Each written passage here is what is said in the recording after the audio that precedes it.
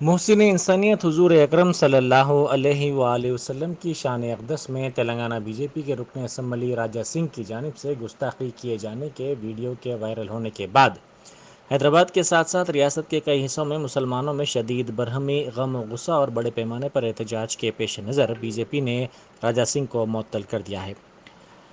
راجہ سنگھ کو مرکزی تادیبی کمیٹی نے پارٹی اور دیگر تمام ذمہ داریوں سے فوری اثر کے ساتھ معطل کر دیا ہے۔ تادیبی کمیٹی کے سیکریٹری اوم پرکاش نے رکن اسمبلی سے خواہش کی ہے کہ وہ اپنے متنازع اور قابل اعتراض ریمارکس پر اندرون 10 دن یعنی 2 ستمبر تک جواب دے۔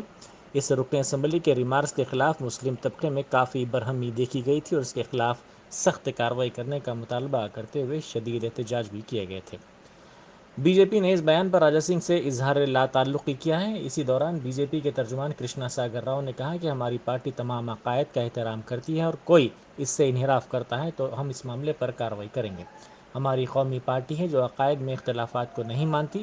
بی جے پی تمام کو یکساں مانتی ہے۔ ہم نفرت کی تقریر کی تصدیق نہیں کرتے اور راجہ سنگھ نے اگر اس سے انحراف کیا ہے تو پارٹی اس معاملے سے نمٹ لے گی۔